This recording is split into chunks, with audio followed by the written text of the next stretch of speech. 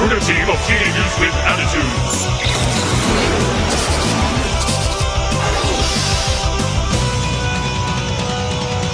Go, go, Power Rangers! Go, go, Power Rangers! Go, go, Power Rangers! Mighty Morphin Power Rangers! Well, who'd have thought that the Power Rangers would be making an appearance on my channel? Don't tell anyone that I secretly wanted to be the Pink Ranger. That's a secret between us. Seriously though, these stories are creepy and totally true. It really does seem like there is a curse that befalls almost everyone who decided to take up a role in the hit children's TV show. From horrible accidents and murder to aneurysms and cancer, some of our most beloved actors and actresses have been taken from us far too young. So, is there really a curse that hangs over every iteration of the Power Rangers show, or is it just superstitions and old wives' tales? Let's get morphin and investigate the curse of the Power Rangers.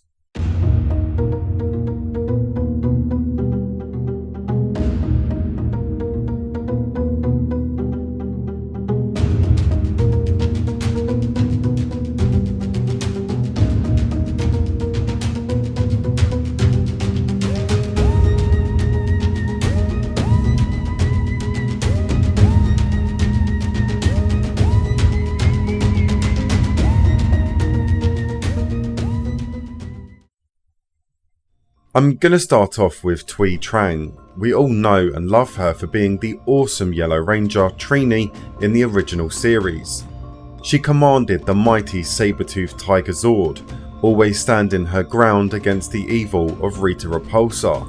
This is total nostalgia for me right now, just thinking about sitting on my sofa as a kid, kicking back, eating my cereal and loving life, totally carefree.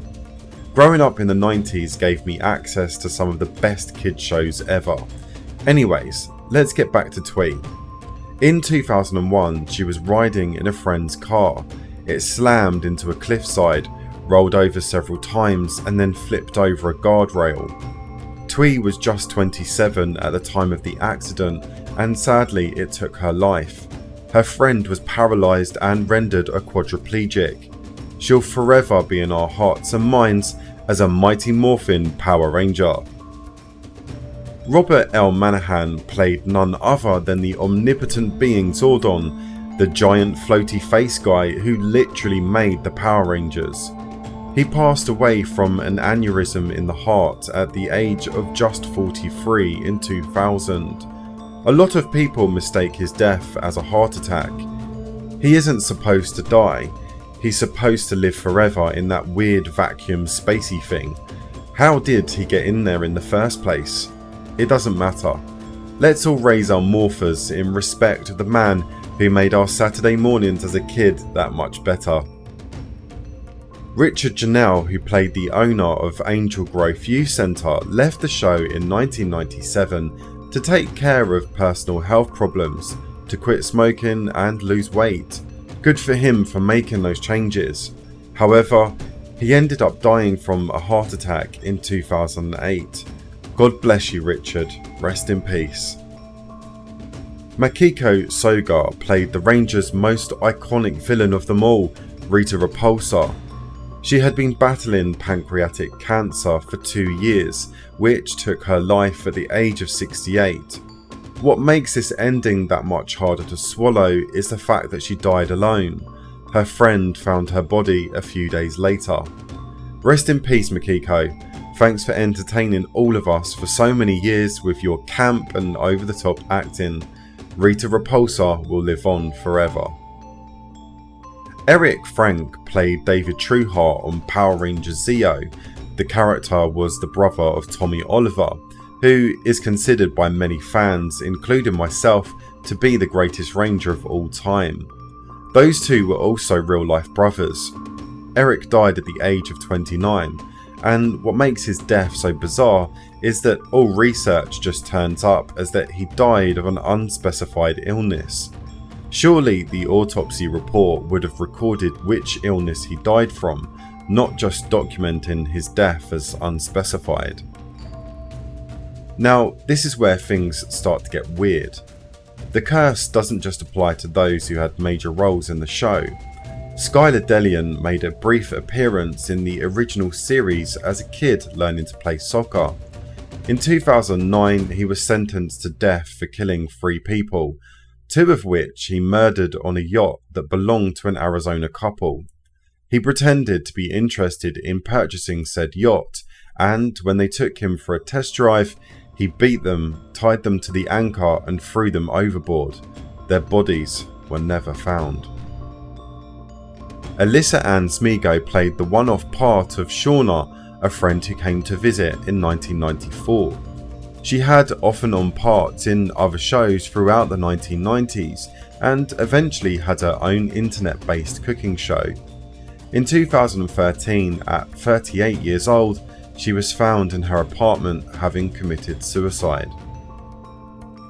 Another case of murder, this time it concerns Ricardo Medina Jr., who played 40 episodes as Cole Evans, the Wild Force Red Ranger, and 24 episodes as the voice of Deckard. He also had roles in CSI Miami, Bad Blood, and ER. On the 1st of February 2015, he got into a heated argument with his roommate, but ended up retreating to his bedroom with his girlfriend to calm the situation down. His roommate smashed through his bedroom door in a rage. In an act of self-defense, Ricardo stabbed him with a medieval-type sword through the stomach, killing his roommate. He pleaded guilty to 1 count of voluntary manslaughter and was sentenced to the maximum 6 years in prison in March of 2017. His projected release date is March 2023. So, was a curse really responsible for all this death and destruction? Or was it just a coincidence that all these people were part of the same show? I'll leave that up to you to decide. The part that really did creep me out though was Skylar Delian. He admitted to killing those people without any sign of remorse, and the other person he murdered had their throat slashed and left to die by the side of the road in Mexico. Skylar is undergoing hormone treatment and gender reassignment to become female. It's like he is running away from everything he has done. Note that I will not use the female pronouns because he does not get to bury what he has done under the rug. Once a murderer, always a murderer. Skylar needs to remember that no Orange County judge has ever overturned a jury's recommendation for the death penalty. If you enjoyed the video, please give it a thumbs up, and if you're new to my channel and you like strange but true stories like this, you should definitely subscribe for weekly content. Thanks for watching.